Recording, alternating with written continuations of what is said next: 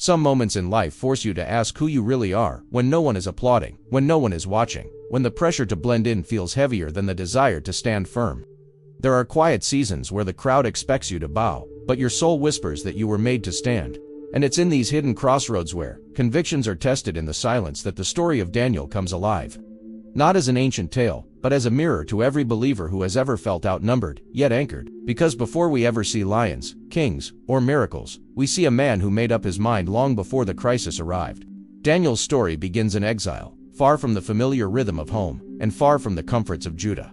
He is young, brilliant, and chosen to serve in the royal courts of Babylon, a place where power is prized and compromise is the cost of survival. Yet even as a captive, Daniel refuses to let the environment reshape his identity. When offered the king's rich food that would defile his faith, he chooses simplicity over indulgence, conviction over convenience, trusting that God honors the quiet obedience no one celebrates, and God does. His health flourishes, his wisdom grows, and his life becomes a quiet testimony that faithfulness behind closed doors eventually speaks louder than any royal decree. As the years stretch on, Daniel rises to prominence because of a spirit within him that kings cannot replicate or replace. Interpreting dreams, revealing mysteries, and standing calm where others tremble.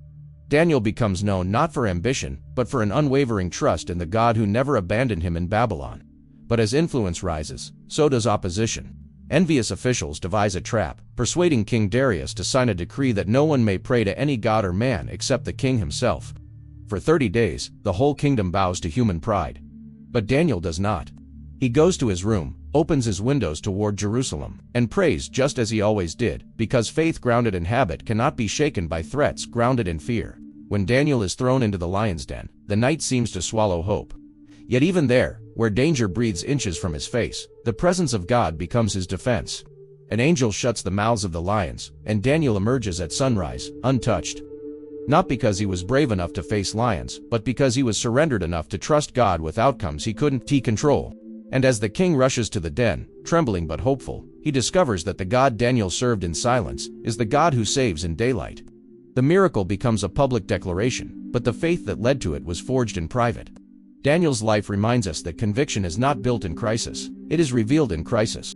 Every quiet choice to pray, to stay pure, to honor God when compromise seems easier, plants roots that allow us to stand when storms roar. In a world that rewards blending in, Daniel teaches us the beauty of holy distinction, the courage of living differently even when no one else understands. His faith did not scream. It simply persisted, steady and unashamed, until heaven made it shine.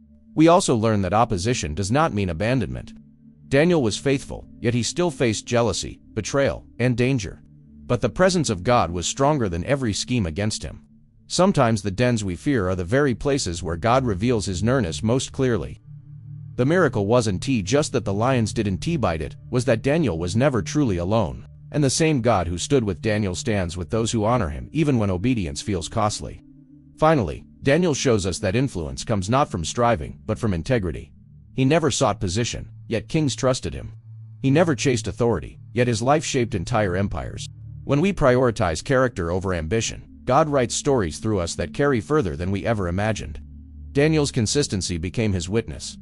His devotion became his legacy. His life became a reminder that God elevates those who quietly walk with him when the world offers louder paths. In the end, Daniel's story is not about lions or kings, but about a God who honors faithfulness in every season. From palace corridors to a den carved by fear, God proved himself unchanging, attentive, and powerful. Daniel lived with courage when compromise was easy, with devotion when danger was real, and with trust when the future was unclear. And as we look back on his journey, we are reminded that God still upholds those who stand firm, still rescues those who remain faithful, and still walks with his people, in every place whether in the light of day or the shadows of a den.